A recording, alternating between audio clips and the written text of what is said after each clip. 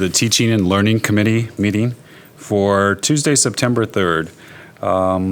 We are starting out this evening with general business.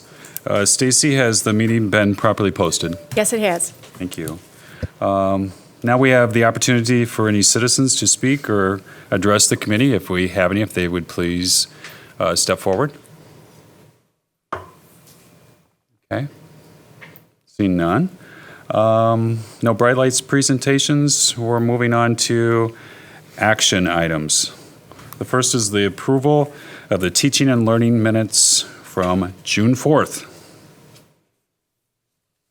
I will move for approval of the minutes from June 4th. Okay.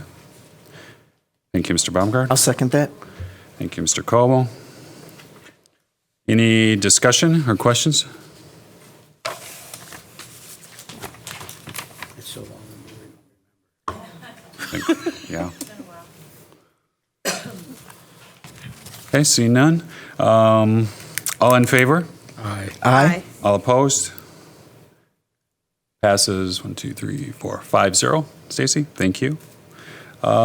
Next this evening under action items, annual approval of at-risk identification plan.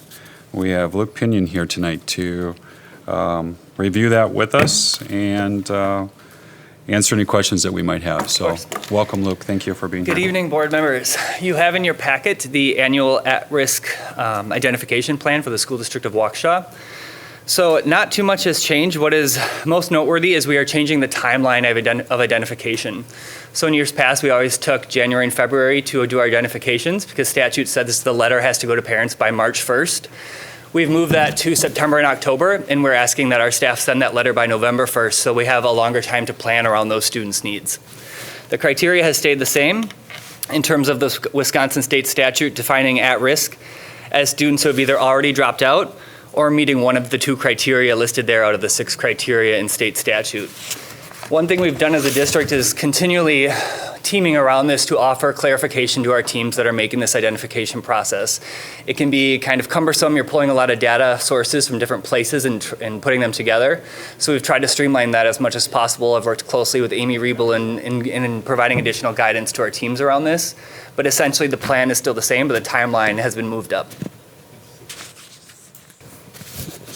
Good question. Are there any questions specific to the criteria? Again, I know this comes in front of you every year. Mr. Baumgart.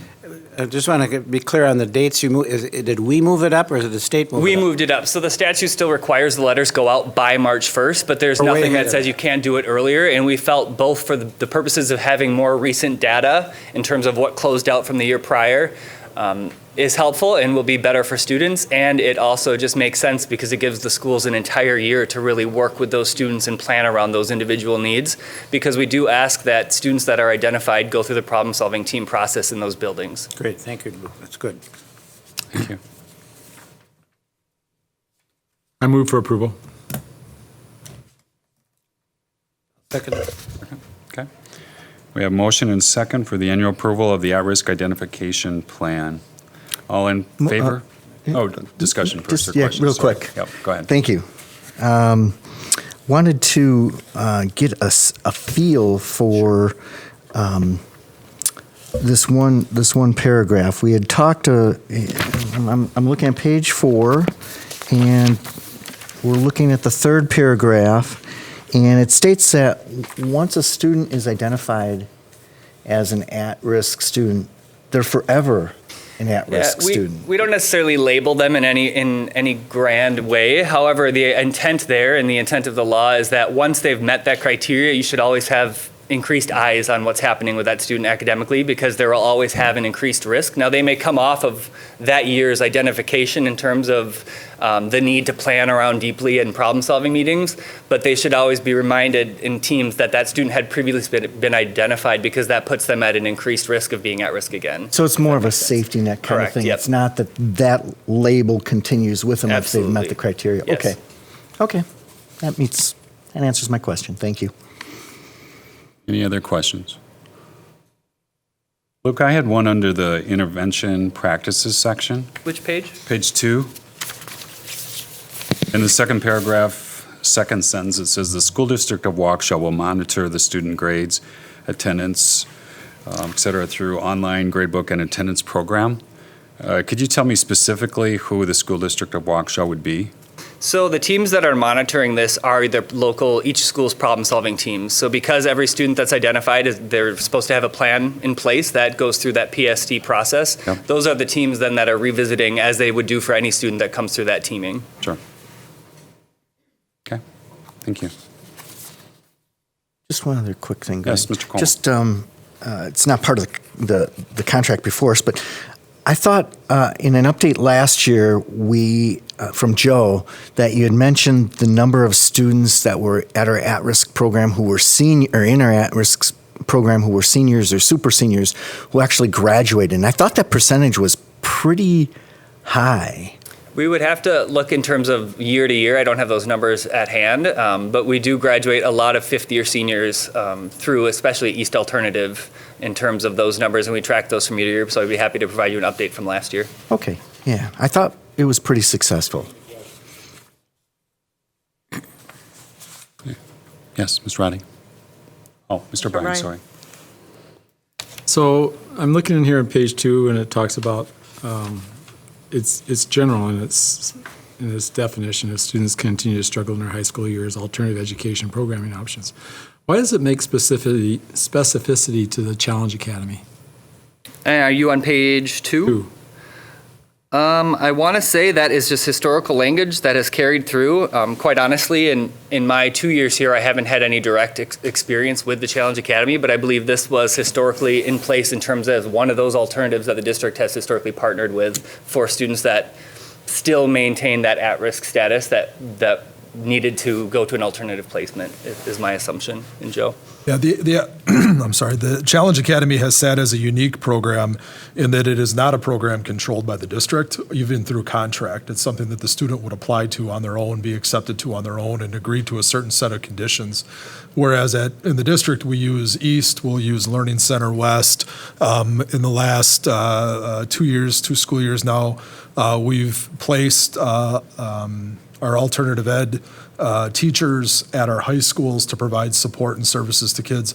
Those things are controlled by the district either through direct service or contract. The Challenge Academy is an application that the student has to do on their own. So that's why we listed it 4 or 5 years ago specifically. Sharon Thiede and I worked with Beth Lewis at the DPI on this plan, and she did note that one specifically as a unique program for kids. For instance, at the Challenge Academy, if you're in special education, there's no special education services there. You agree to go through the program as is. So there's certain things that you accept by going to Challenge. Yes, Mr. O'Brien. So are we still responsible for those kids, though? Once they enter that program, they can come back to us without question, or they can graduate from the Challenge Academy, and I believe we honor the diploma through We do. the Waukesha schools. But technically responsible, they're on site. I think it's at Fort McCoy in the western part of the state. So they're there in more or less a boarding school type format. My question in terms of responsibility, are we responsible from a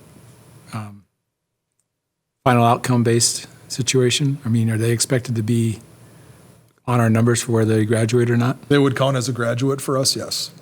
And the funding transfer comes through the open enrollment transfer. It's not a tuition seat like we would do somewhere else. So they'd count as a graduate or they'd count as a non-graduate? Correct, yes. So,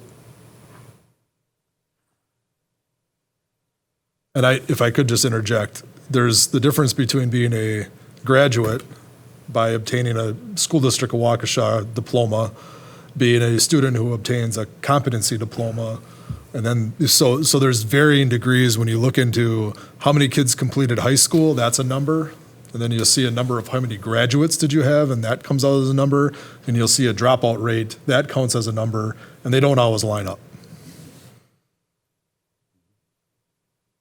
So your graduates plus your dropouts don't always equal 100%. Your completers plus your dropouts don't always equal 100%. Anything else for Luke? Okay, we've had the motion second. We're looking to vote on the annual approval of the at-risk identification plan. All in favor, please say aye. Aye. Opposed? Passes 5-0. Stacy. Thank you. Thank you. Luke? Next this evening, approval of the 2019-2020 overnight field trip requests that are in front of us. I will turn that over to Jody if she has anything to highlight. Ms. Landis? Sure. Just the 3 routine trips that you had in your board packet prior to this evening were all sporting events. The South High School Swimming and Diving Invitational, and then West High School, both the cross-country and track. Those are both WIAA state meets. As Stacy added to your board packet tonight, the white September 3rd date of the overnight trip addendum, we wanted to make sure we got this in from West High School's boys cross-country. And Stacy wanted to make sure you know that there was a new coach coming on board, but she now has them trained into timelines and protocols after today. Good. No surprise. Mr. Bryan? I move for approval.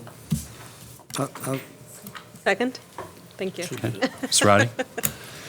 Any questions, discussion on our field trips in front of us? I'd just like to ask Stacy, Go ahead, Mr. Powell. there's nothing unusual in here that I could find, and No. that's all I, Thank you. you agreed. Thank you. Yeah, yeah. Standard, okay. So it's been moved and seconded for the approval of our 2019-2020 overnight field trip request in front of us. At this time, we'll be voting. All in favor, please say aye. Aye. Aye. Opposed? No. Passes 5-0. Stacy. On to our informational items this evening. The first is Mathematics Vision 2020, presented by Dan Kieser and Dan Poczynski. Welcome, gentlemen, Hello. for being here. Good evening.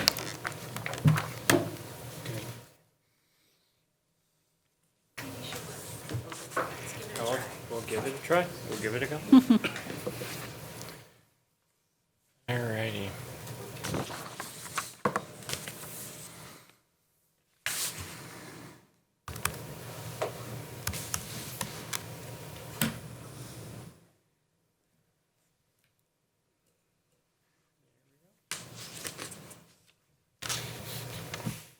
All right. Good evening, and thank you for allowing us to begin our presentation, which will extend. This is the first of many presentations that you'll have this school year around our Math Vision 2020. I'm joined here with Dan Poczynski, who has done a lot of the data work that we'll be presenting here today. Just want to start with a little bit of a grounding in terms of the work. We use this with the high school math teachers. It comes from Colin Powell. The dream does not become a reality through magic. It takes sweat, determination, and hard work. Up on the screen, and what was shared with you in your packets, is an example, or is a representation of what our current math sequence is. If you can follow all of the arrows in there, you'll notice that it is not a straight linear path, but one that has many twists and turns. And in some cases, if you think of each of these courses as year-long courses, you might not get from one end to the other in 4 years, not without doubling or tripling up in some cases. And that creates a situation that we want to rectify through the math visioning work. This work actually started a long time ago when I first came to the district, and Dan Poczynski had been looking at our math results at the high school level over several years. So I'll turn it over to Dan to talk through some of the trends that we've been noticing at the high school level. Yeah, good evening, everybody. Just to put it quite simply, I think all this work started with the question of how we're doing. How are we doing mathematically in the district? As I entered in my role many years back when Dan came on, we couldn't really quantify that to any extent. A lot of work was done at the middle school level to change curriculums, swap standards with, along with the state. And so we asked ourselves, how are we doing? So this graph kind of represents, for the most part, that representation of how our middle school was doing. Vertically, you can see grade level cohorts. As you work down, for instance, as I look at the graduating class of 16, 17, the third column in, you can see as students went down or progressed from 5th grade through 9th grade, you can see a fairly steady progression and improvement of the percentage of kids that are college and career ready according to their MAP scores. Below that, in 11th grade, you can see their corresponding ACT scores. So after we started to look at this, we said, all right, our kids in middle school, moving from 5th, 6th, 7th, and through 8th grade, are steadily progressing. When they get to high school, they take the MAP assessment in 9th grade, and we've seen some uneven results, maybe some digression when they hit that 9th grade mark. And we wanted to see, are scores translating on the MAP scores, the success we're seeing, are they translating into the ACT test? And we're finding some uneven results. So as we look at the next slide, what you're going to find is at our high school level, as we've started to test all of our juniors on the ACT test, you'll see that in 2016, we had a 39.2% percentage of our kids that are minimally college and career ready according to their ACT scores. That is 0.3 percentage points above the state. That's what you see on the right in the parentheses. The following year, that cohort of juniors was 1% below the state average, and the next 2 years, fairly similar results. So what we're seeing is really a little bit of it's probably consistency, to be honest. It's probably not a down slope at all. But we're not seeing improvement like we would expect from the previous page of middle school students that are coming up into our high schools. So we're having a hard time transitioning that success at the middle school into more success at the high school. So looking at the next page, the next question we asked is why? Where is the drop-off coming from? And as we continue to go through this data delve and we ask ourselves, why are things happening? And we come up with more questions, right? And so we started to look at our tracks, all those paths that you saw on the previous page. And we started to ask ourselves, all right, are kids coming out of one path or another path doing better or worse? What's happening? How are those kids that were on pace to be college and career ready, what are they doing now when they leave their junior year from their ACT? And what we found is, you can see the statistics on the left, 68 out of the 285 students that went into our high schools college and career ready did not leave college and career ready. So you're looking at about 23.8% drop off from what we expected. That's a huge amount, huge number. If we just maintained our kids that we expected to be college and career ready, our improvements would be significant. On the bright side, we did have some kids that were below college and career ready. 12% improved to be above that. But when you average the 23% and negative and the 12% positive, that's still a negative value there. So we're looking at why. And so we looked at the kids that were in our regular math track that weren't in an honors or accelerated path. The majority of those students did not maintain their college and career readiness. While the kids in our honors path, the vast majority of them did. So the rigor that's currently happening in that honors pathway is really keeping our kids at a higher level of college and career readiness. So as I found out this information and Dan kept helping me ask good questions, we wanted to bring this to our teachers. So we did that, and we brought probably 10 or 12 of the math teachers from across secondary, high schools to a math retreat. And we spent all day digging into this data and continuing to ask the question why. Beyond looking at just our data, we wanted to look at what research says, how could we turn this around? So we leveraged a publication called Catalyzing Change in High School Mathematics, which is published by NCTM and the previous president of that organization. It really leads research in this area, and we continually brought back the questions that it brought about. So to give you a little bit more perspective on that, what that research says, we can click to the next slide.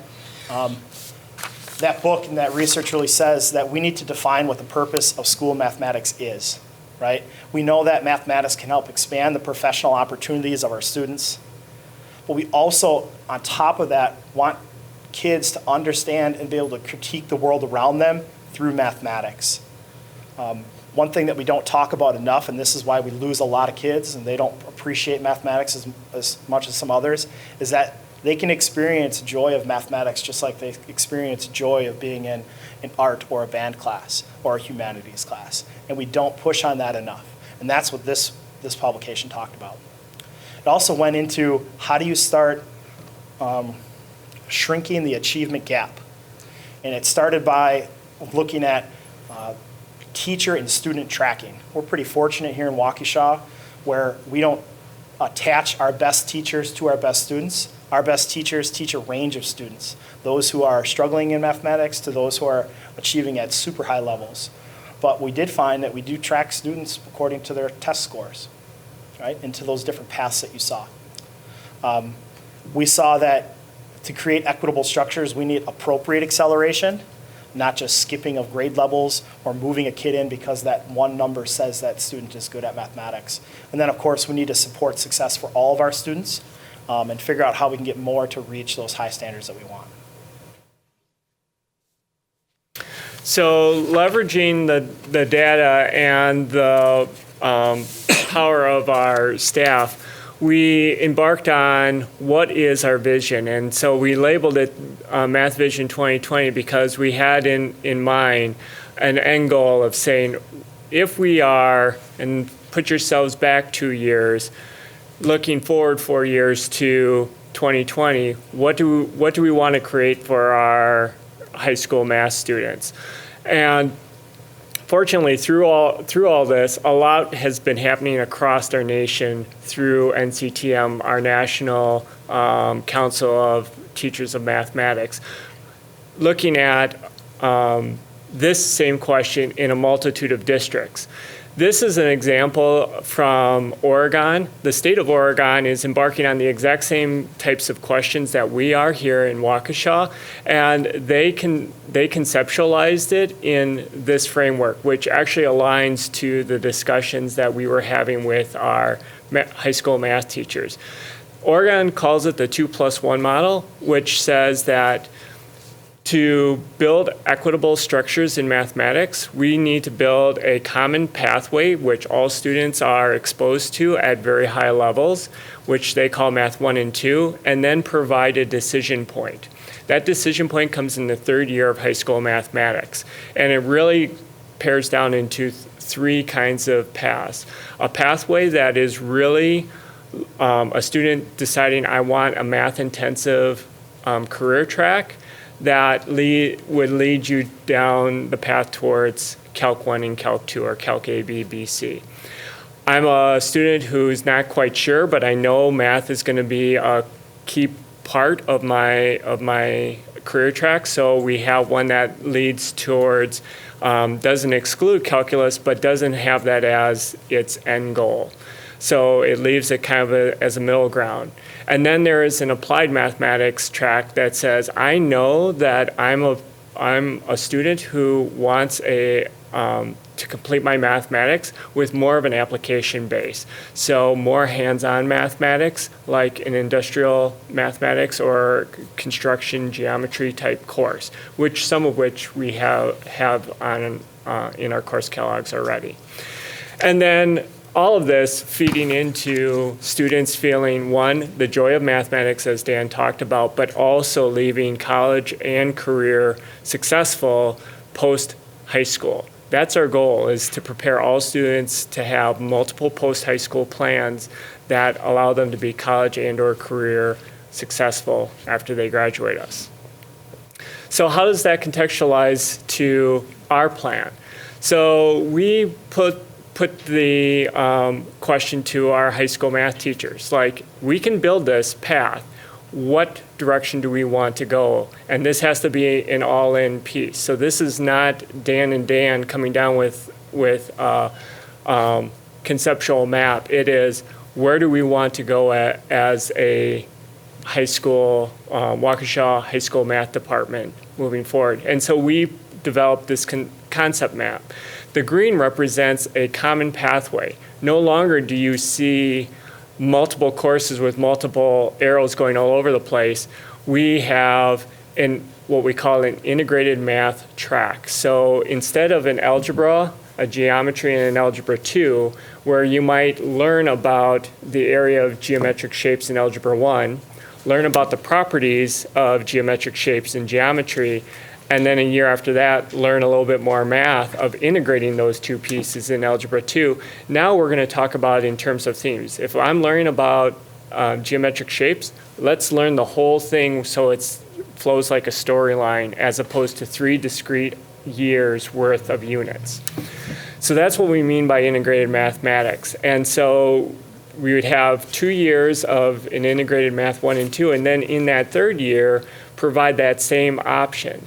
And so where we are as a team of high school math teachers is we've been spending this past year digging into our standards and saying, what are we currently teaching?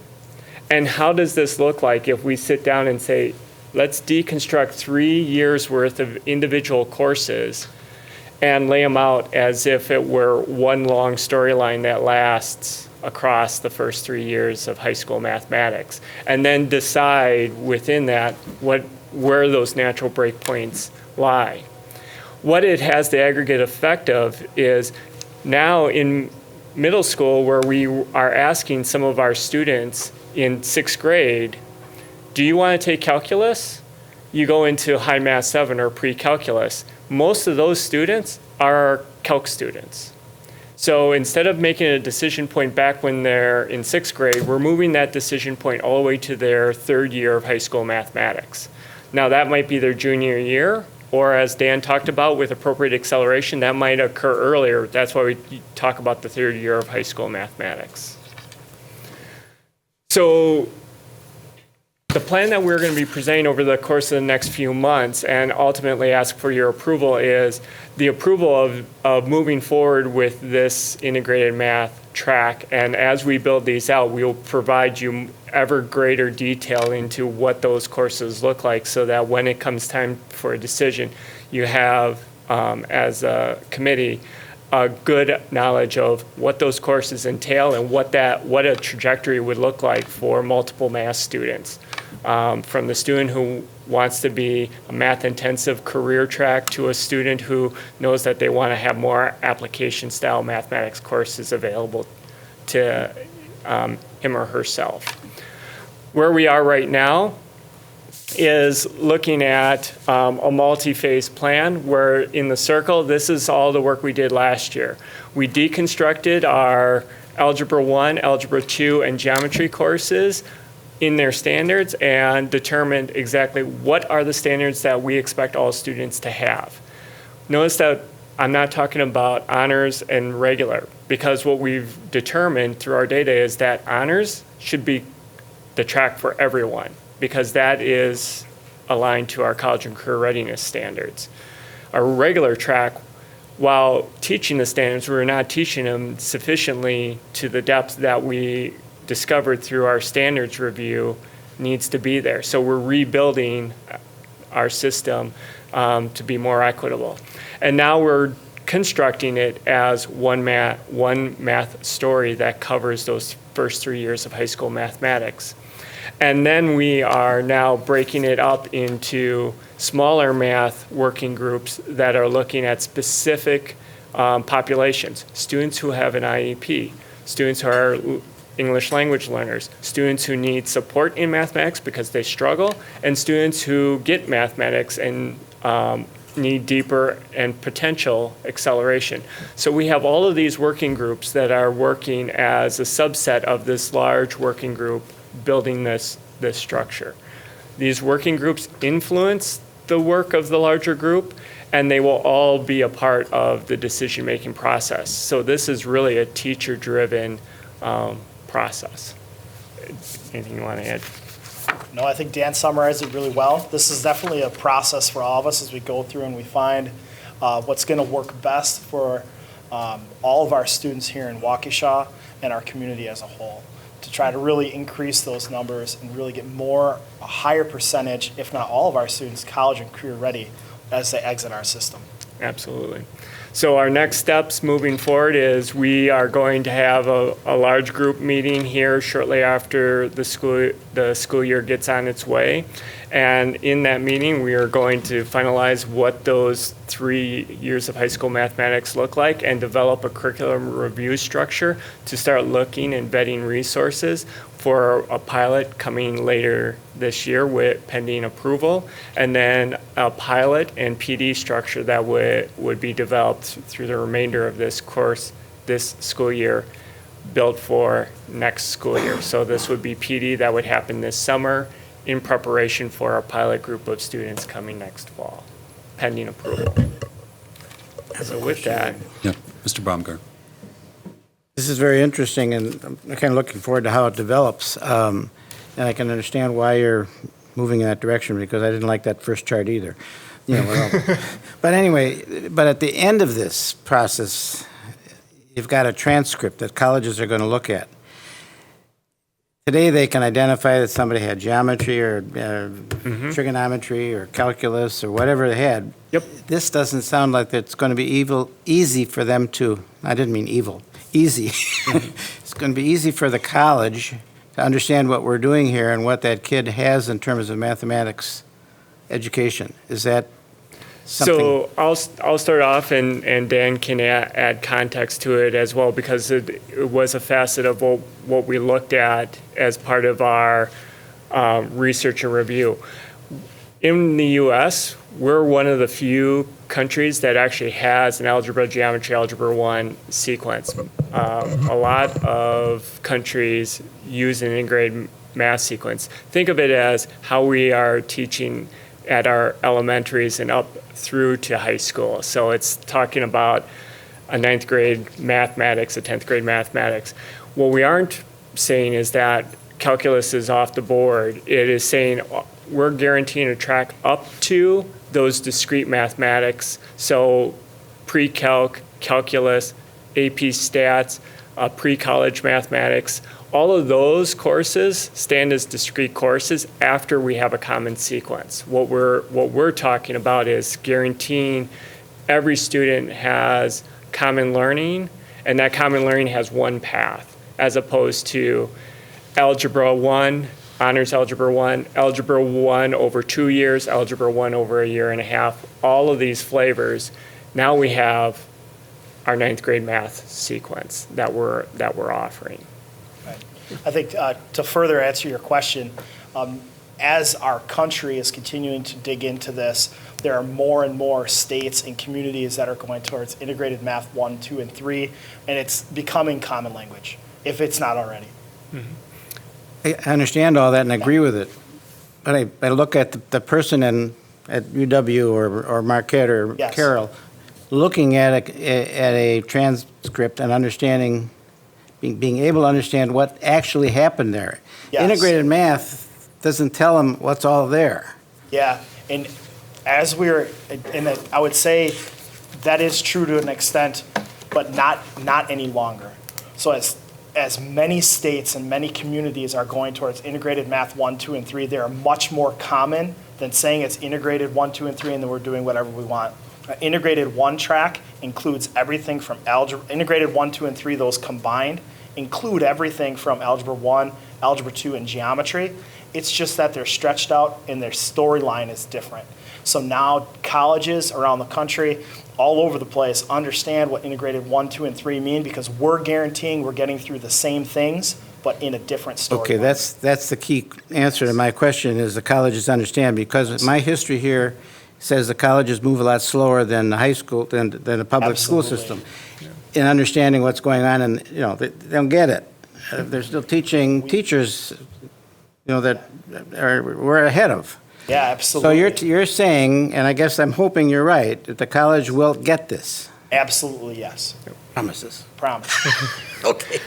And I wrote down here that when we come back, we can do get some more research and speak more would be specifically helpful. to those. Doubting it, but to that I question. think that would be helpful. No, it's a good question, and absolutely, as a parent, I would have that question forefront in my mind as well. So we want to make sure that we answer that up front here, because we will be answering that in front of our parents when we present this parent groups. Yep, Mr. Bryan?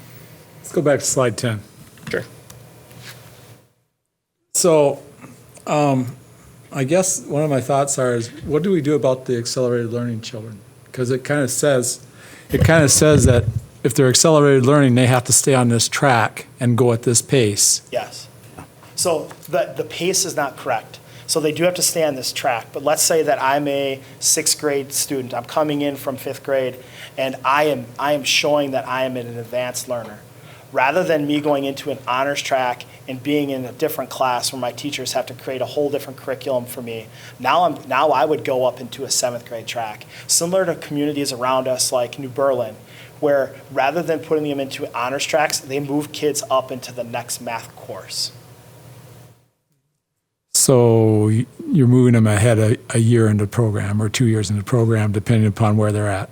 If it's appropriate for the students, one thing that we are building, and it's not built here, so we can talk about it in conceptual framework, is this idea of demonstrated honors. So notice that as I was talking about these integrated math pieces, I'm not talking about a regular version and an honors version. Demonstrated honors is actually a concept that is growing across the nation as well, and the closest one, the closest school districts to us that have this is Evanston Township in Illinois, and Madison Metropolitan adopted this about two and a half years ago, going on to their third year. And so through the coursework, the students are actually demonstrating that they've mastered this at a level that would be deemed an honors level by the teachers. So as we build these courses, the teachers are going to determine a metric, and this would be the criterion by which we would say this is what I would call honors. Every student is getting the same instruction, and the student through the criterion is demonstrating whether they should get the honors on their transcript or leave it as a regular integrated math. The thing that we heard from teachers as we were going through this, as Dan was talking about our research and data delve, was there were times and situations that we all can remember where students were in a course that wasn't honors, but demonstrated, man, this kid should have been in an honors course, but for a whole host of reasons, they were not able to be put in that honors class. So they were faulted in essence for not getting honors because of something that they had no control over. In this model, if everyone's getting the same learning and the students have demonstrated that they've mastered the criteria that the teachers have set as honors, they should be given that honors designation on their transcript. I can speak to it in concept because the working group that is actually building what this criteria would look like and how it would actually function has not started its work yet because we haven't defined exactly what each of the three courses are. But we are planning on having field trips to go both see an integrated math sequence in neighboring districts and also demonstrate honors so that teachers, as they start these working groups, can get actual eyes on how this has been operationalized in a couple of districts. Not to replicate, but so that they can conceptualize what questions did other districts ask and what's our answer to those questions so that we build something that's for us, not try to bring something back from another district that may or may not work for our context. Mr. Bryan? So there's good and bad to the old system, right? The old system, which has actually been more or less the same for a long, long time, is you're making decisions about children that starts to channel them into a path that they can't get out of. So when I was in college, it used to, I think it was our technical communications professor said the decision on where your child's going to be college ready or not is whether they're going to take algebra or general math. When they put your child into general math, they're making a determination that that's not going to be a college level kid. And but that same system kind of exists for my kids. I mean, there was a decision making about where they were at that they weren't happy with, so we allowed our child to go to WTCT to take additional math courses so they could get caught up. But so this seems to me like it has the good point of where you could say we're not going to make that channeling decision so early on in the child's life. They're going to be having the opportunity to move along with the rest of the students. But what happens if they can't move along with the rest of the students? What happens if math just isn't their thing? There are those children where math is really, really hard for them. Absolutely. So where kids haven't gotten math yet, and they haven't gotten comfortable with it yet, we realize that we have to develop further supports and systematize those supports to a point where they're better than they currently are. And that's also one of our working groups. Right now, as we look at the high school math integrated 1, we know that as teachers starting to think about this, there's nothing set in stone, but we would like a support course attached along with that for those students. So if that's their first experience in high school, we want them to have an extra support hour or period where they will get extra support. That's just one of the brainstorming ideas to where that would be. Not radically different than some of the things we've done in the past, but to give them that extra support. Mr. Bryan. So I guess I'd say the old way doesn't work anymore. It wouldn't work anymore for what we are seeing now for the scope of math that's should be being taught in our high schools with coding and all these other things. In the old way, you didn't cover as much as what we cover in Waukesha. We cover quite a bit even in our current way. But this is taking all that and putting it into a different structure and hoping to pull up those who struggle and also continue to advance people forward for those who are advancing. Is that correct? Yeah, for this to be what we want, we need to be able for it to be great for both for kids who want to accelerate and have that love for mathematics now, and for those kids who haven't got it yet. It needs to be for both, and we need to have a systemic way to approach it. So here's my next question. How does this work when we have a system in Waukesha that's the system that, let's say we apply the system. This becomes our new system next year or the year, whenever you guys are ready to launch it. Yep. What about STEM? They're not going to follow the system. They're going to have their own system. Yeah, as STEM comes up and through, you can see right now we've had the fortunate ability where STEM and all of our personalized programs have aligned to our first mathematics course at the high school level. Currently, our first mathematics course at the high school level is Algebra 1. So all the Algebra 1 courses that they're currently teaching align directly to the high school's curriculum, assessments, and so forth. We would hope that they'd want to go ahead and do that again as they're trying to prepare kids for that transition. So as we would develop, as kids would start taking their high school math courses, whether it be in middle school or high school, that first one would be integrated mathematics at the middle school as well, just as it would be at the high school.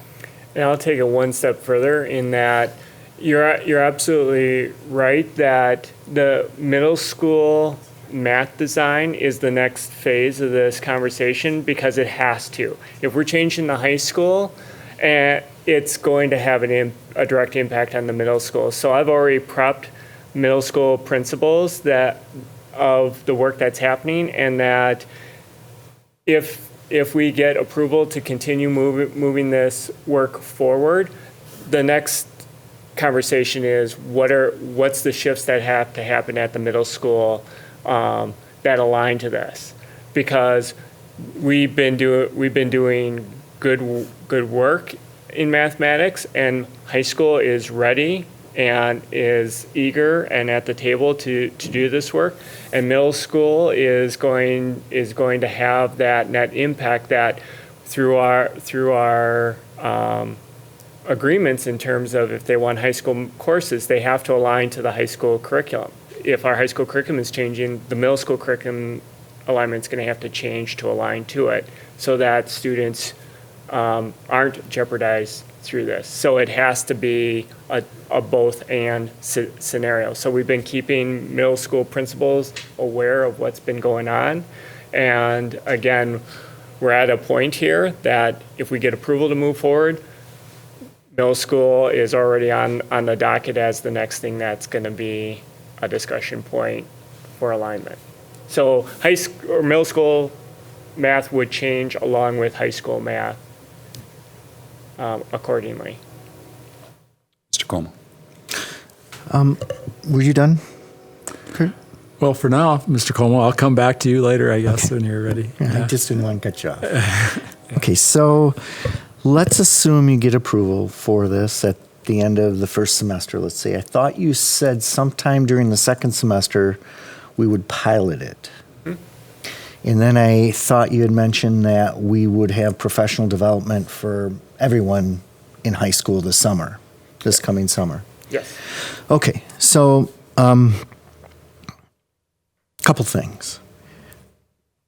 Can we accomplish that in that period of time from a professional development perspective? Can we get all of our teachers ready this summer? And is it going to be more than the few days in June? So is there additional professional development that we're looking at for our math teachers this summer? So fortunately, Dan Paczynski and I both wrote a grant to DPI around looking at curricular resources, and we were fortunate enough to get a grant. So we have $30,000 to help support doing a pilot. So when I talk about doing a pilot this winter, we're looking at piloting curricular resources and getting down to one curricular resource. Once we know that, then we can build a professional development plan around those curricular resources for that first year. And we would have all high school teachers go through that. And the professional development couldn't be just the 2 days of Summer Institute. It has to be those 2 days and ongoing professional development throughout the year. So what plan we would put in place would be built around multiple years worth of training, because we're not building just one course, we're building a whole sequence of courses. And so whatever those resources are, we would build that PD across multiple years with touch points, both during our Summer Institute time and throughout the year for ongoing coaching and support. Okay, so let's say you go through the pilot, and I'm glad that we got some grant dollars for the pilot. Yep. Let's say we go through the pilot. If you're feeling uncomfortable that we can prepare our teachers this summer, are you willing to pull that pilot? Are you willing to stop and say, look, we're not pull the professional development for 2020 and say we might need another year to get ready? It's a very good question. Part of having our teachers be integral in building this is we constantly ask that question. We built a timeline, and we've said from the very beginning, we're building a timeline that is both aggressive, but we feel is within the capability of our staff. If at any point the board, our administration, or our teachers are saying that there's a hiccup, we have to speak up and we have to evaluate that, because we don't want to be beholden to a timeline for the sake of a timeline that was created arbitrarily.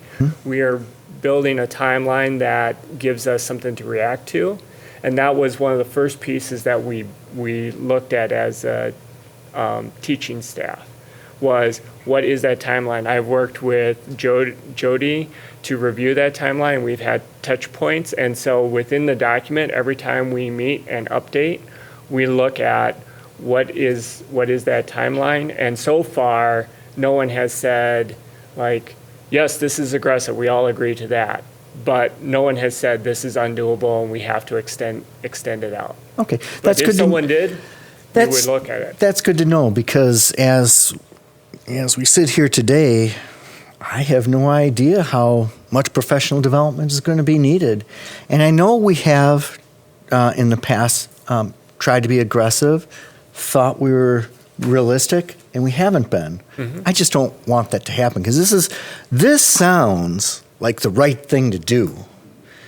And if you guys conclude that it's the right thing to do, then we have to really figure out what is the time frame that we can do it within. So Absolutely, yeah.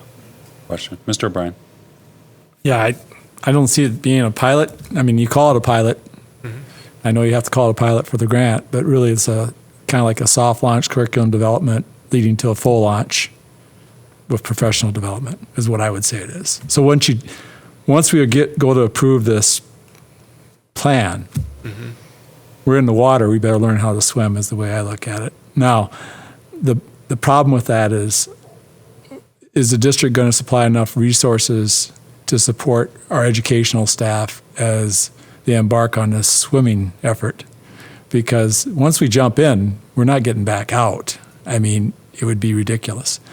But it'd also be ridiculous not to supply the resources once we decided this was the way to go. And I think if there's anything we've been guilty of in the past is not supplying the resources when we've made changes, particularly in math programs.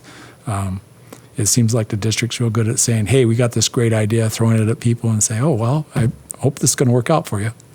But we have to supply the resources. So if we go down this path, we have to have the financial understanding of what resources we should be applying to make sure this path is successful for our educators, who in turn make it successful for the children that we serve.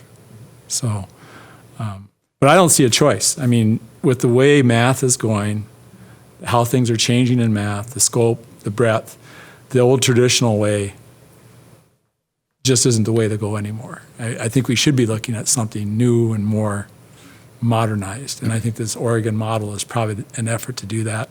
And I think, I commend you guys for stepping out and trying to do something like this instead of just settling for what has always been done. Thank you. Mr. Como. yeah, I like what I've heard tonight. Just trying to toss out some of those caution flags as we progress. Yeah, but this to me addresses some of the data mining, the concerns that you found in the data mining. It was interesting how you guys worked through that, and you're reading the data and you're trying to figure out what to do from there. So, been pleased with the process so far. That's good. Thank you. Anyone else? Sounds good. Thank you very much, you two, for your leadership. We look forward to having you come back and update us. Thank you very much. Thank you. Thanks, Dan. Next informational item this evening is the science graduation requirement proposal presented by Dan Kieser and Bob Willis. Welcome. Good evening. Thank you for. Long time no see.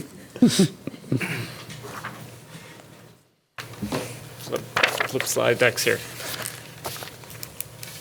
So, thank you for allowing Bob and I to spend some time talking a little bit about science and science, specifically science graduation. This is a little bit different because the policy committee is actually the committee that's going to take action. We felt strongly that we wanted to provide this informational update to you so that if the recommendation comes to a full board, there's context to the discussion around this technical change that we're recommending to our graduation policy. So with anything, we start with a what and then a why. So the what is that we're asking to make a technical adjustment to our current graduation policy in the area of science, and we will end right with the actual language. And the rationale behind it is that we're looking for flexibility within the language of the policy that currently under a direct read is constricting. the why around why we're asking for this flexibility is that we're getting, I specifically are getting more inquiries around new science course offerings. As you may remember, a year ago, we're sitting here talking about AP Environmental Science, and we're very happy that we're launching our 22nd AP course in the district, and we are getting even more questions about from teachers who are getting questions from students about other offerings in the areas of environmental science, biomedical, and so forth. So we want to look to innovate while still holding those high expectations of rigor that we've built in our science curriculum. And so to give kind of a background into how we are where we are today, we wanted to dig into a little bit of the history, and I'm going to introduce Bob here and let him kind of speak to some of that background, because starting my 4th year here, I certainly wasn't around when Aligned by Design first came in, and we made a shift in our graduation focus to really be vigilant in terms of what we expect all of our high school students to have in the area of science. And so Bob can provide both a little bit of the history, and he was one of the science teachers who attended a lot of the face-to-face meetings that we had, so it can provide context in terms of being a teacher involved in these discussions. Yep, thank you, Dan, and good evening. I guess I do have a little bit of a history. I've seen several iterations of science requirements in the district over my time here. We used to have, a long time ago, so I'll keep it kind of short, that there were multiple options in addition to the core biology, chemistry, and physics. We had science options like earth science. We had life science courses. We had astronomy. We had weather courses that were sustained through student interest.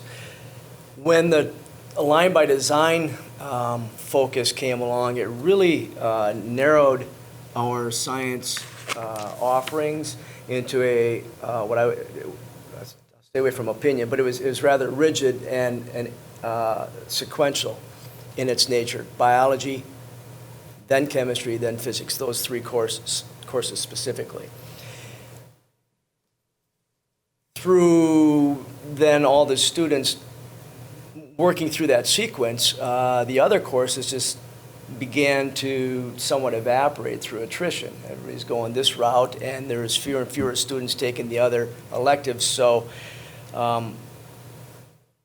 the unintended consequence possibly was that those courses have somewhat disappeared. There aren't students that sustain those courses.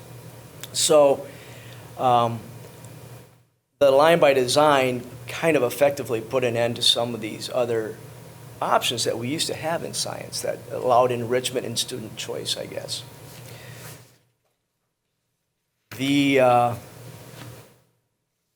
going to talk about the 3-year sequence. Our vision really is to allow more flexibility for students and more choice while maintaining our rigorous and fundamental biology and chemistry and physics pieces.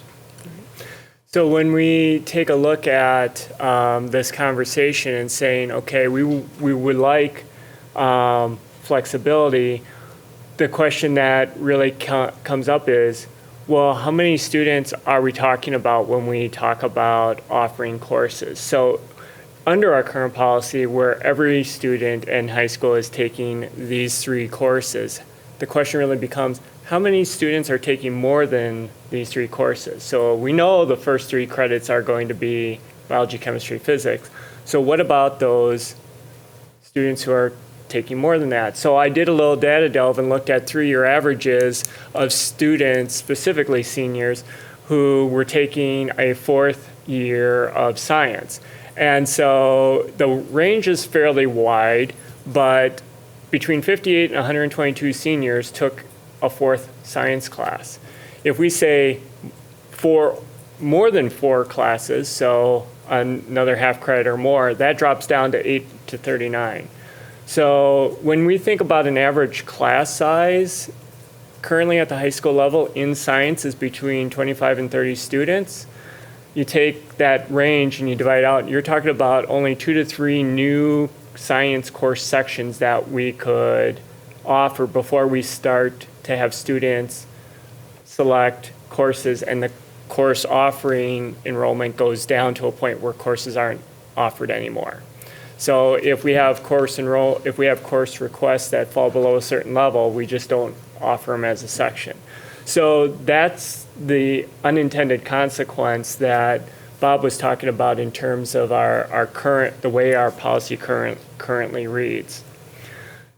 So how did we go about developing and having this conversation? So this actually took 2/3 of a school year where we actually had face-to-face meetings as well as following up, because again, after school, not everyone can attend meetings. But in our face-to-face meetings, we looked at data. We looked at districts around us and how are they handling graduation requirements in the area of science. And also the question that we had talking about math, what do colleges expect? What are colleges looking at? So we looked at, fortunately, now that ACT is a high school exam, we get as one of our reports the most frequently submitted courses. So when students fill out the ACT, they say, you can send your scores to up to X number of colleges. We get a ranking of our most frequent. So I took the top 7 and I looked at that and brought that to the group. And through the face-to-face meeting conversations as well as the digital, so sending out information via email and then getting feedback through our Qualtrics survey, we're able to construct and determine exactly what was the sentiment and feeling of our high school science teachers across the district.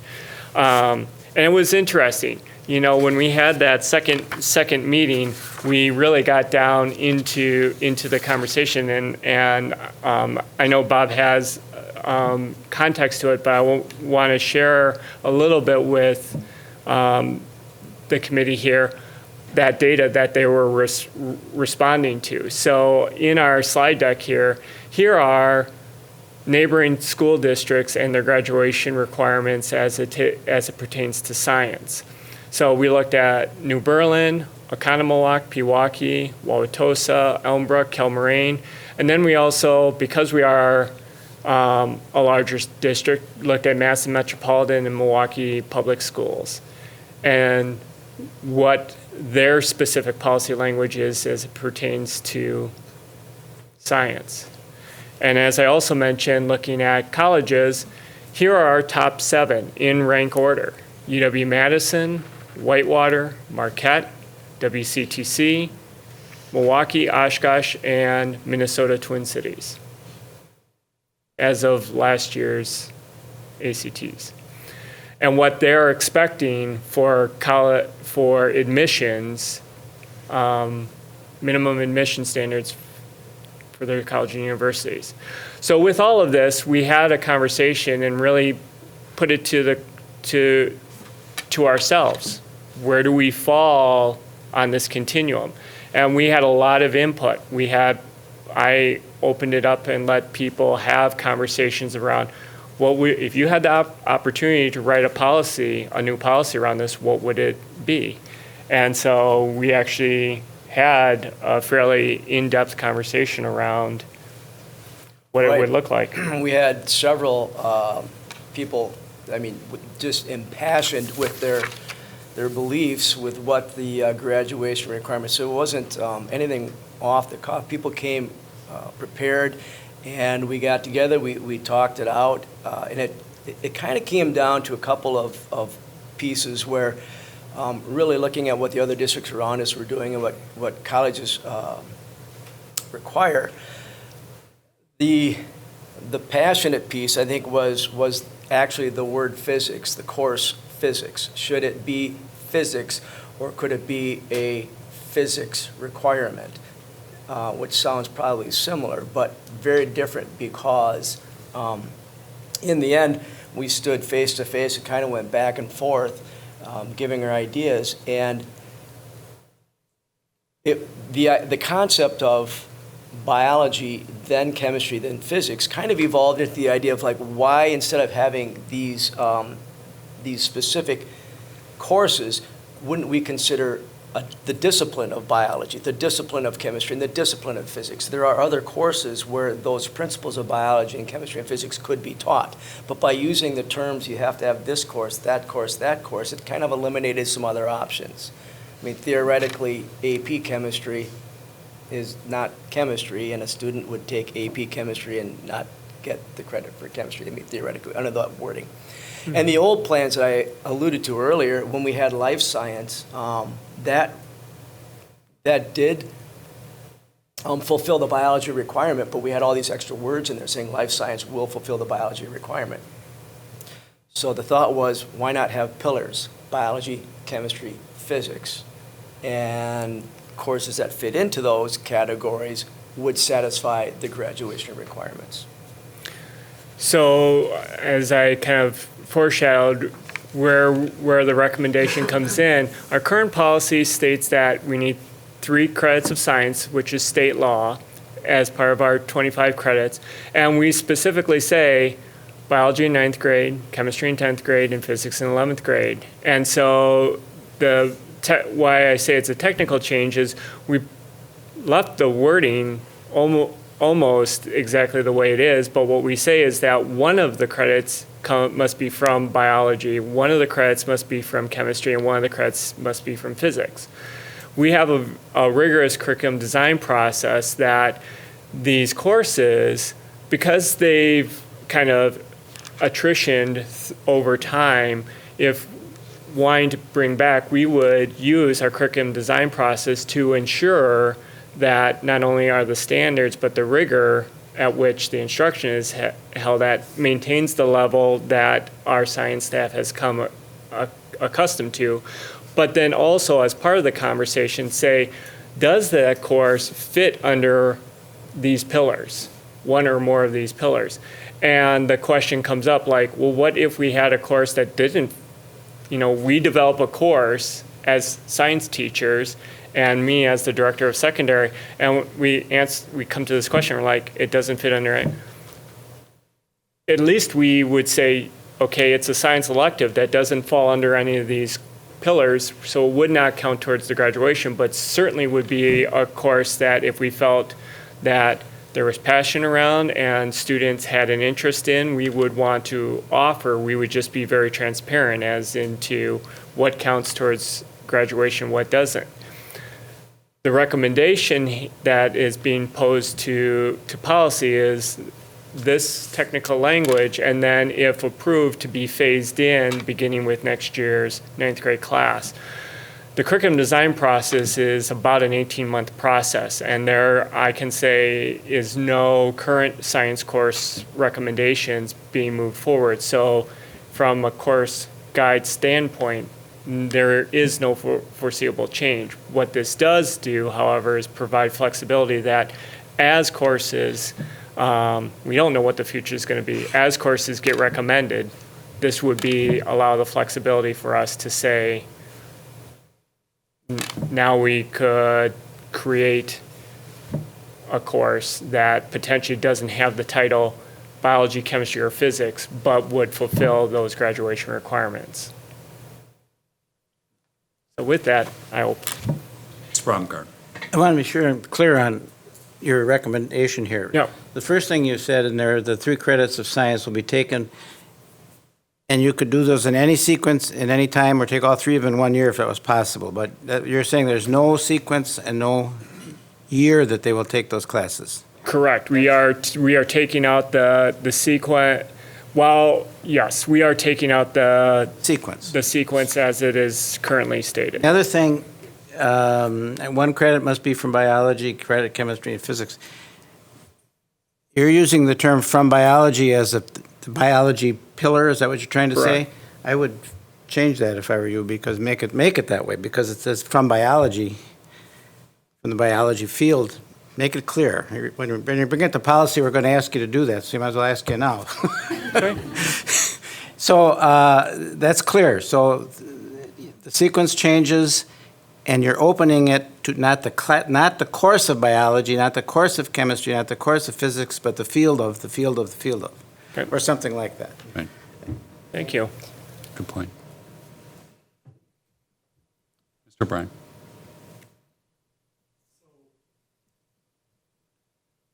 Better turn on my microphone.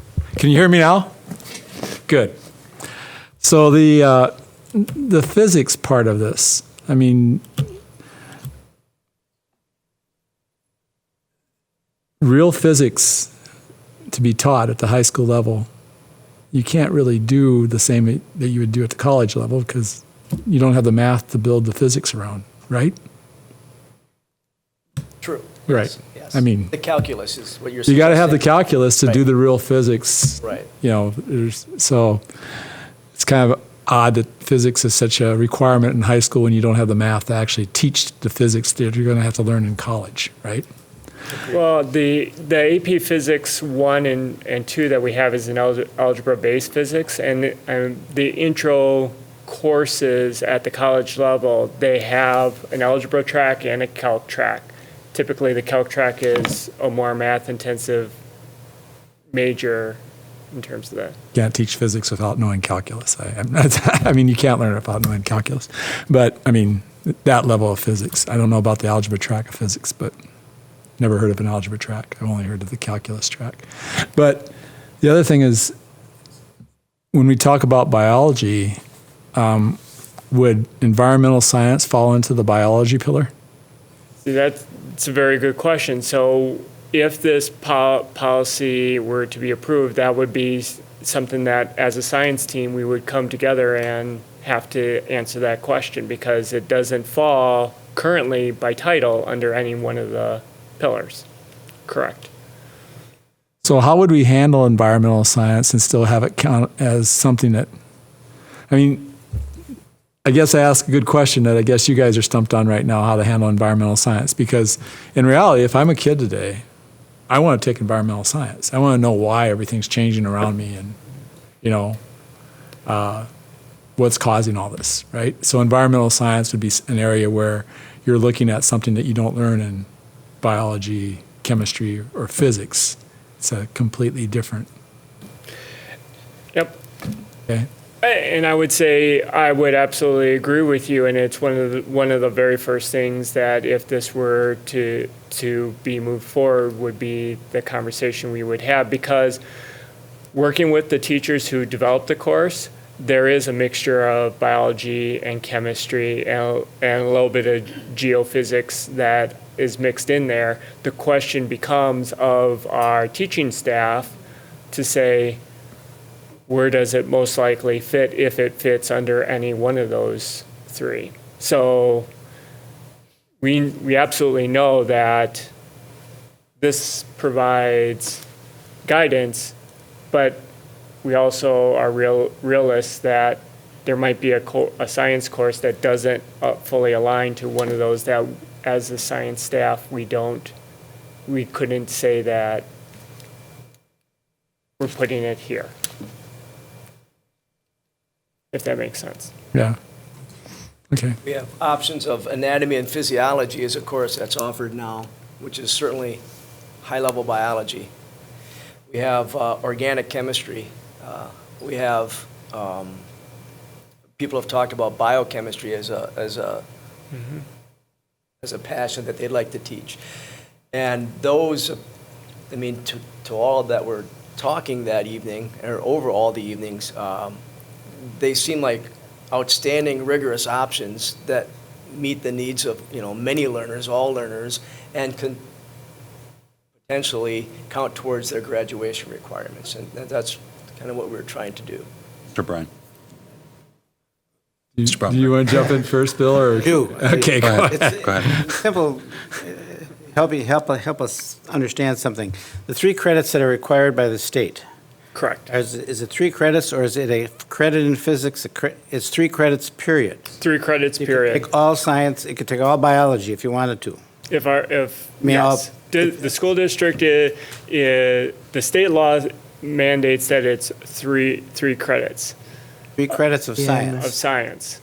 And then I would say from my perspective, knowing many secondary and high school science curriculum writers, it is generally life science and physical sciences kind of, if we want to talk about it as an industry standard. At least 1 credit of a life science, at least 1 credit of a physical science, but 3 credits overall. Okay. It might,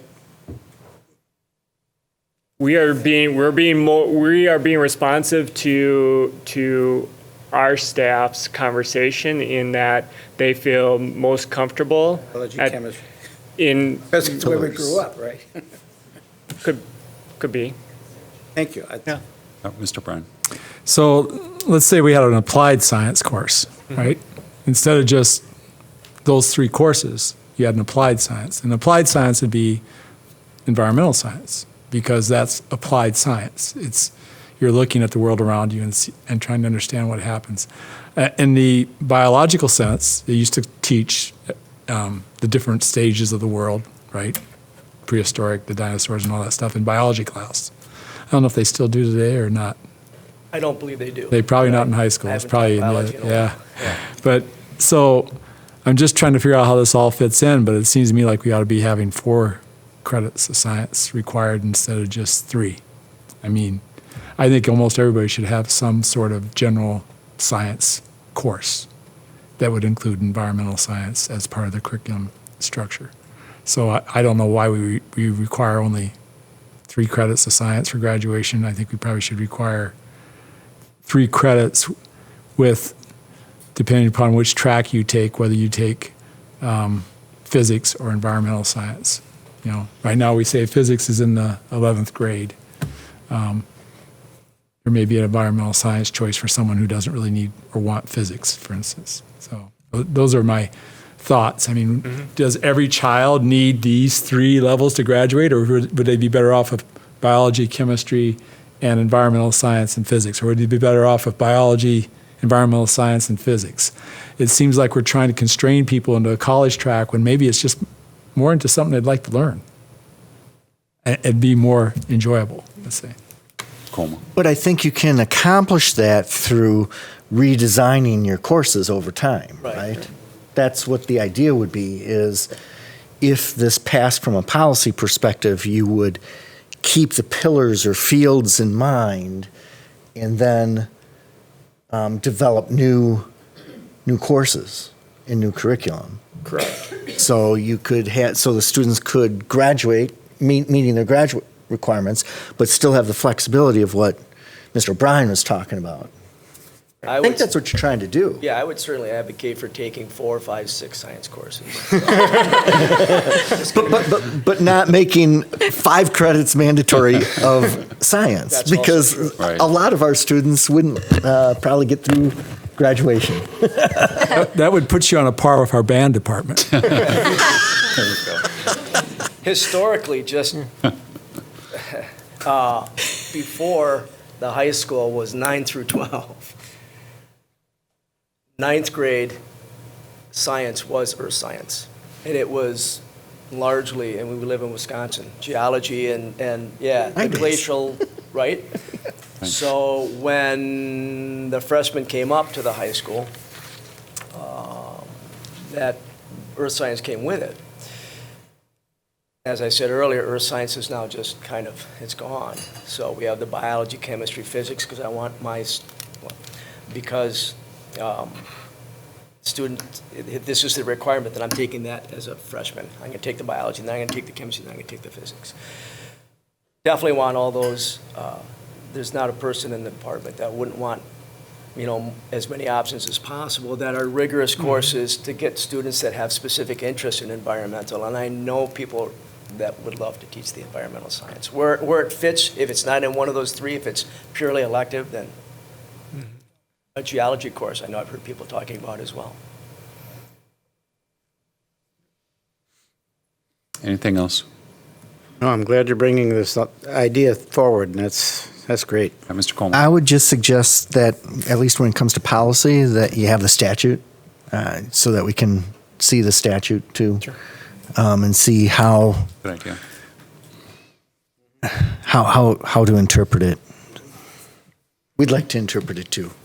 You wouldn't push us in a poor direction, we assume, but I'd like to at least see what that verbiage is. That's good. Mr. O'Brien? And just like the math that we had previously, I mean, we probably need more curriculum support than what we've had as we try to re-engineer our educational department to where we're prepared to relaunch some of these courses in a structured way, Yeah. both math and science. I can understand why we went down the path we went down, but I think now we got to get back to saying, here's what we really want to do and here's how we're going to do it as a group rather than individual people doing individual things. Correct. And part of design our curriculum design process is it's not, curriculum isn't written in isolation anymore, and representation from each of the high schools so that we have multiple eyes on it, and we are building it off of the standards at the level of rigor that we as a department are setting. So, yeah. Mr. O'Brien? And also, I want to see a specific path for STEM. I mean, they have to sign off on this and be ready for this. If they're not, we have no control over them, but if they're not, then we probably aren't doing the right thing by those kids in STEM and having them ready to go to our high schools. Okay? Thank you. Yeah, thank you very much, guys. Nice job.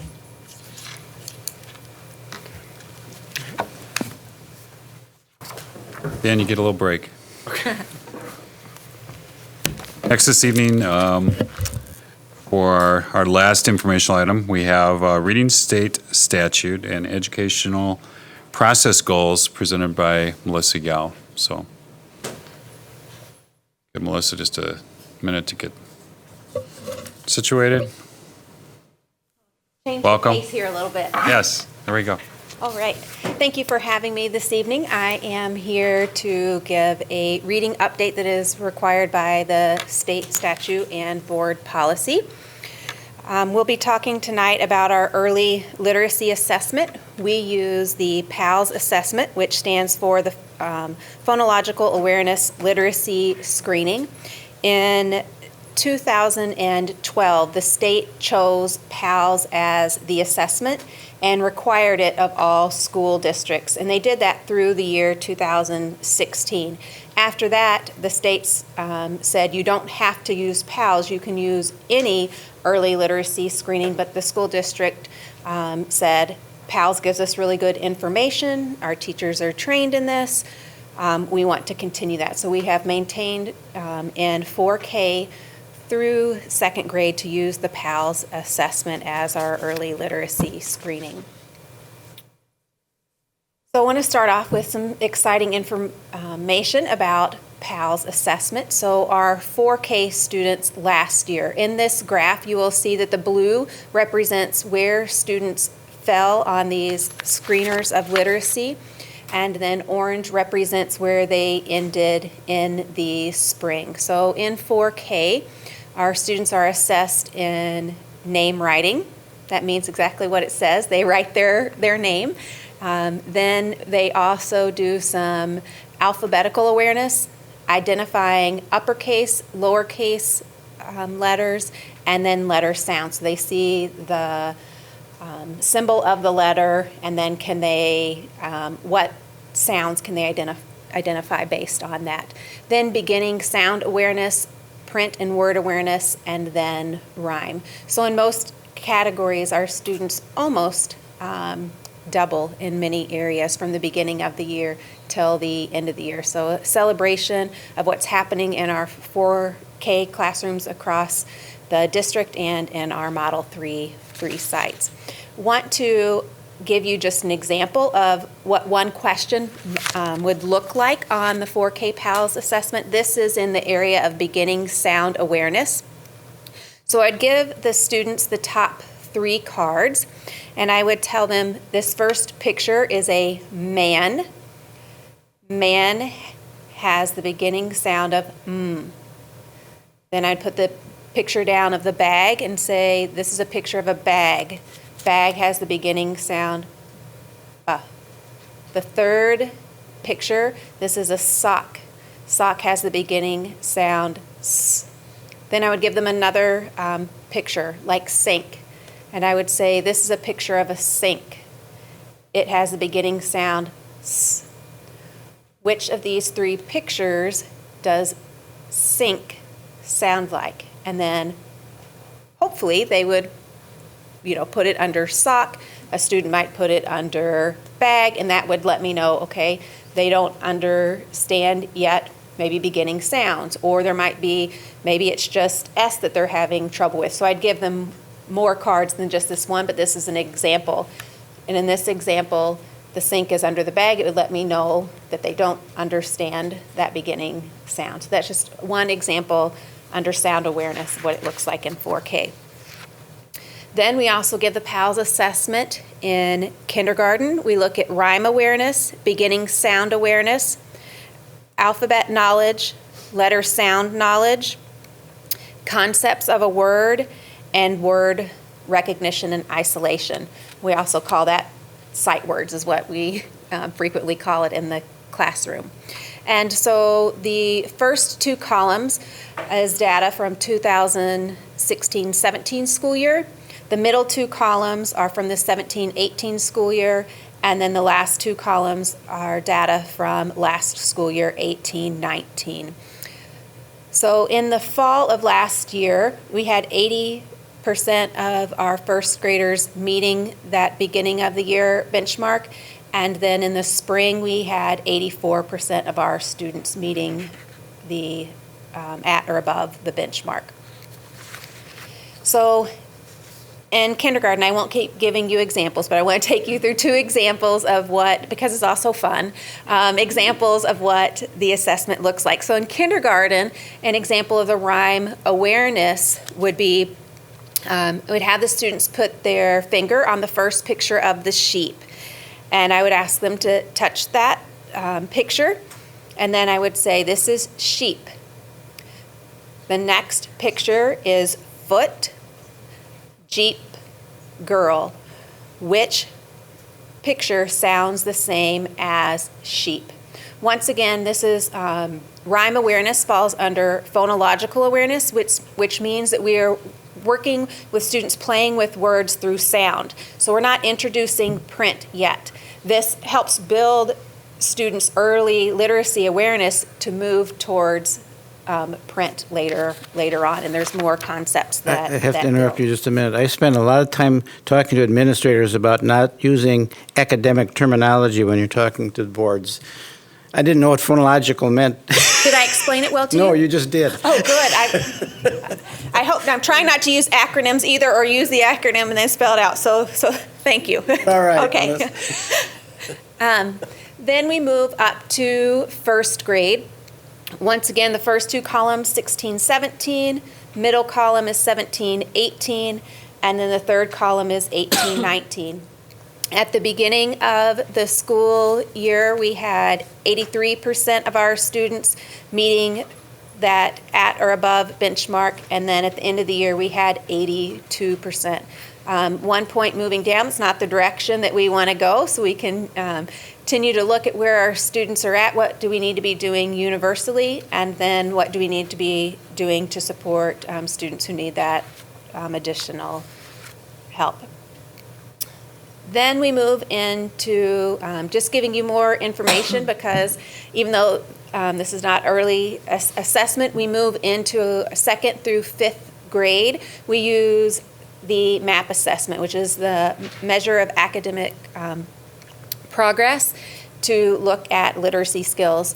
I also want to note that 2nd grade also uses the PALS assessment, but we also have them use MAP. We stopped giving the MAP assessment as required in kindergarten and 1st grade, because we felt we were assessing our youngest learners, over-assessing, And the map gave much of the same information that we were finding on PALS. So we have not given that assessment required in kindergarten and first grade for the past 2 years. So this is a 5-year, now 6-year trend of MAP. And so if you look at 17, 18, that fifth column there in second grade, they're at 62%. Last year they were at 60%.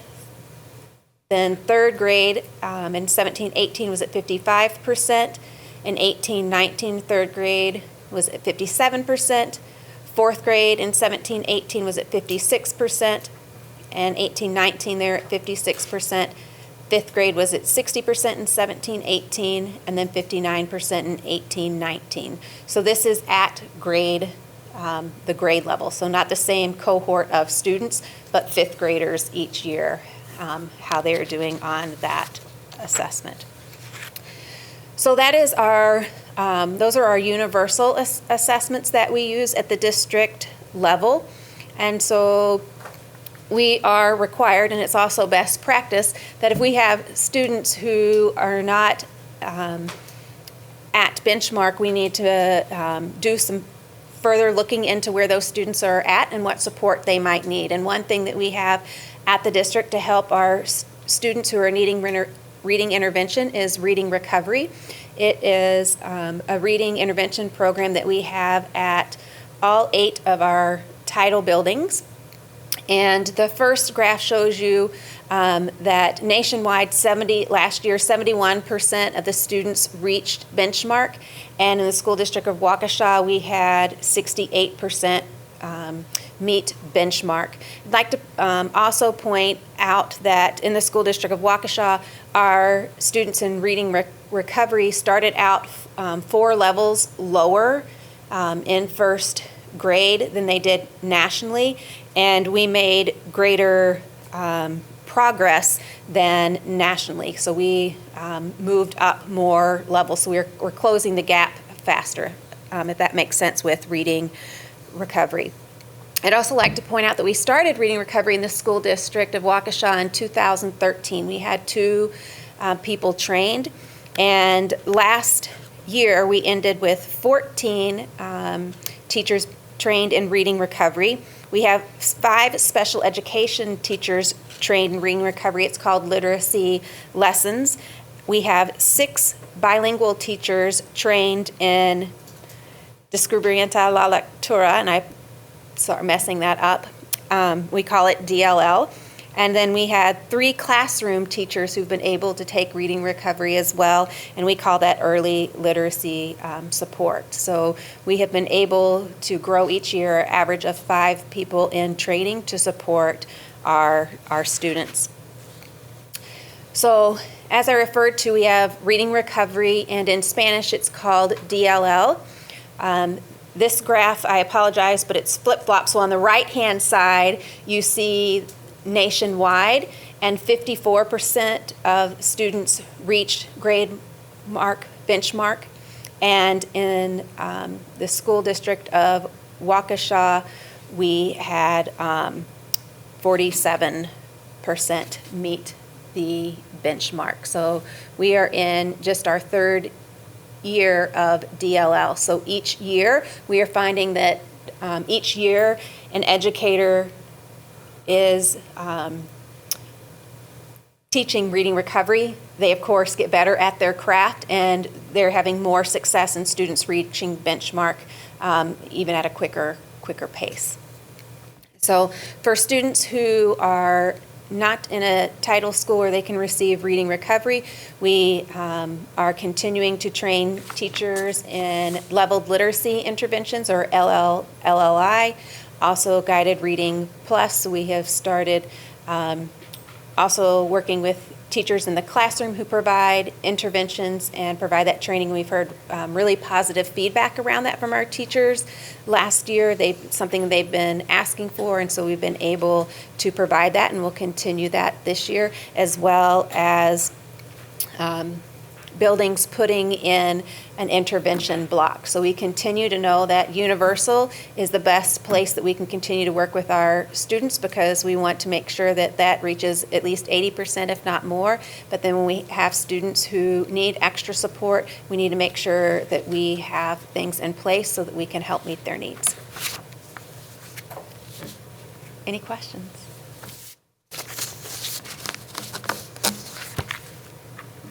Ms. Roddy? Not necessarily a question, but more a testament.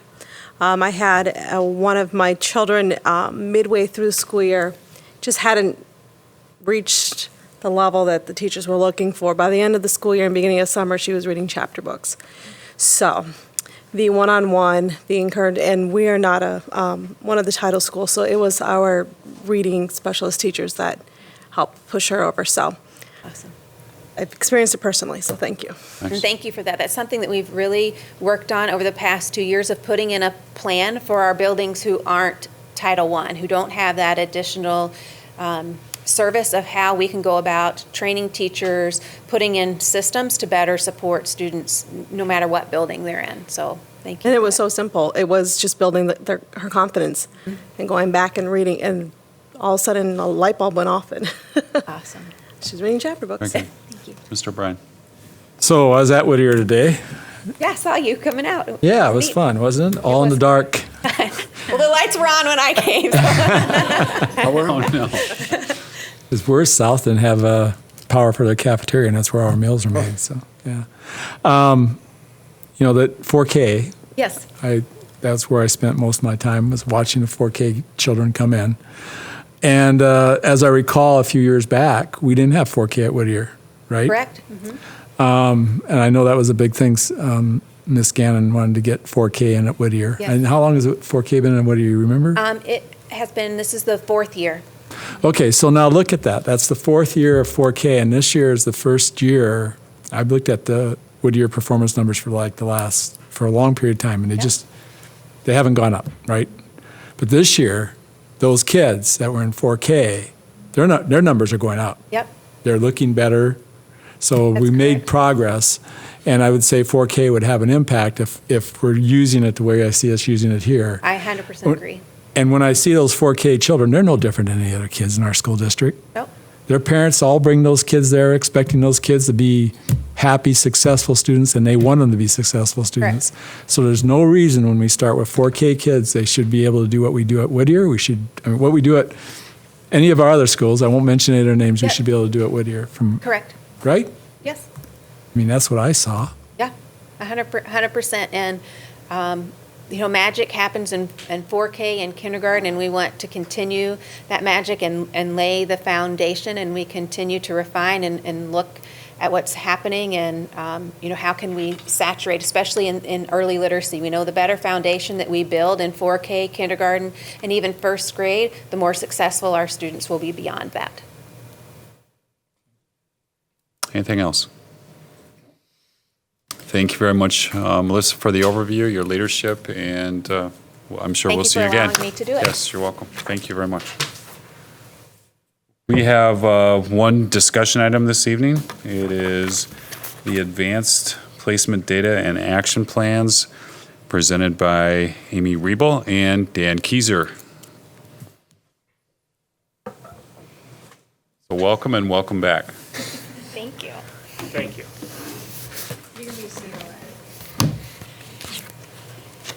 We need to get you in. Right.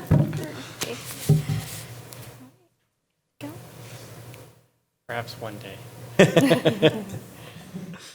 Alrighty, so thank you for having us back. Last year, Amy and I presented our advanced placement data, and with the feedback that we received, we wanted to make this an annual piece. So some of the slides will be a refresher of background, but all of the data reflects the data over this past year. So when we take a look at our district goals, we align ourselves to both the mission, the vision that has been outlined in our student achievement goals and the Future Ready framework. And under that, we talk about our academic indicators and advanced placement, both enrollment in courses and then also the exams. And as a reminder, we're not a district that mandates students enrolling in an AP course must take the AP exam. So students who take the AP exam are students who have self-selected themselves to sign up, pay for, and take the exams. And we're very fortunate that we have a lot of students who do that. College Board every year does a match pair study and looks at overall data, and what they continuously find in that study is that students who have taken one or more AP courses, this isn't taking the exam, but just make it through an AP course, when they get to post high school, they tend to have higher GPAs in college. They perform well or better than their colleagues who didn't take that course in high school, that AP course in high school. They take more college coursework within their discipline because in many cases colleges will opt them out. And they have a greater persistence rate. So persistence is measurement of students sticking through their post-secondary career track and not breaking that track for a gap year or anything like that. And they also have higher graduation rates. Of the 38 courses that College Board offers, we have 22, and that includes the recent addition of AP Environmental Science. So how does that compare to our surroundings? So when we take a look at our 22 offerings, and we look at both districts that are geographically close to us as well as demographically close to us, here's where we fall. So of the 17 districts, we're just above the halfway point. We have 7 that are above us and 10 that are below us in terms of rank order. And this is going to their websites and looking at their course catalogs. When it comes to the exam itself, AP reports its scores on a 5-point scale, and it would be, it's important for us to note that 5, 4, 3, 2, 1 does not equate to an A, B, C, D, or F. 3 is what we call a qualified score. It basically is a metric by which College Board says if this student were to be placed in its equivalent college-based introductory course, they would be reasonably successful at passing that course. And so having a 4 or 5 just means that you're well or extremely well qualified to pass that course. So you've learned the standards to a depth and rigor that would be expected of college courses that they compare themselves with. Many colleges and universities grant credit or placements based on scores. However, College Board has no criterion for that. Each college makes their own decisions and can change them at any time. And many colleges make it very easy. You go to a college or university website, type in AP scores, and they will direct you to a website where you can take a look at those. So looking at some of our current AP numbers and some of our trends, this chart shows our enrollment trends over the past 4 years, including this current school year that started today. Those numbers are as of last week, so there will continue to be some movement. But this shows the number of students taking one or more AP classes at each of our 4 high schools offering AP. The number off to the right, just off to the right of the school name, is the current enrollment for this year, again, as of last week. And I know that'll change a little bit too. So you can see the trends at each school over the last 4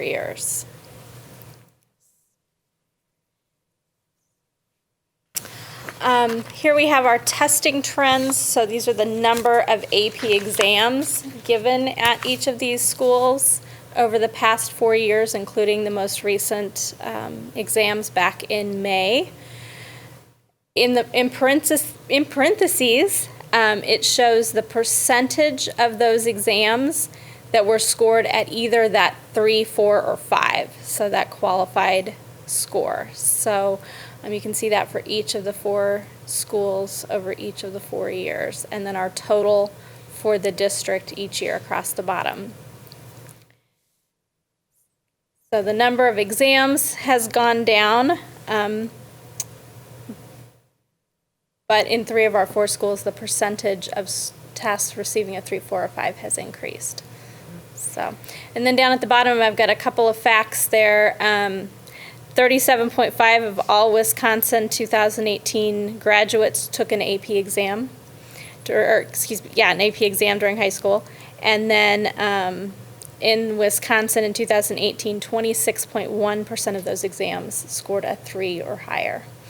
So comparing that to our percentages, look really good.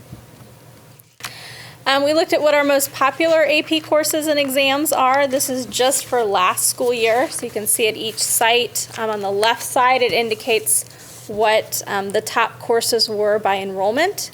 And then on the right side, the top exams by completed tests. So you can see there is a correlation between what our most popular course is at a particular school and what is the most popular test to take per school. So when we take a look at any piece of data, we use a protocol that Amy has trained the entire district administrative staff in.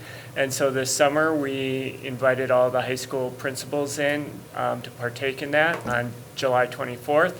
And within that window, we not only looked at data, but we had teams begin to develop action plans based on that data. And then we gave them a couple of weeks to finalize that. And Jody, Amy, and myself reviewed and provided feedback. And we have a scheduled follow-up with each of the schools on December 2nd, where they'll provide an update on how they are doing on those plans. That we'll open up for any questions.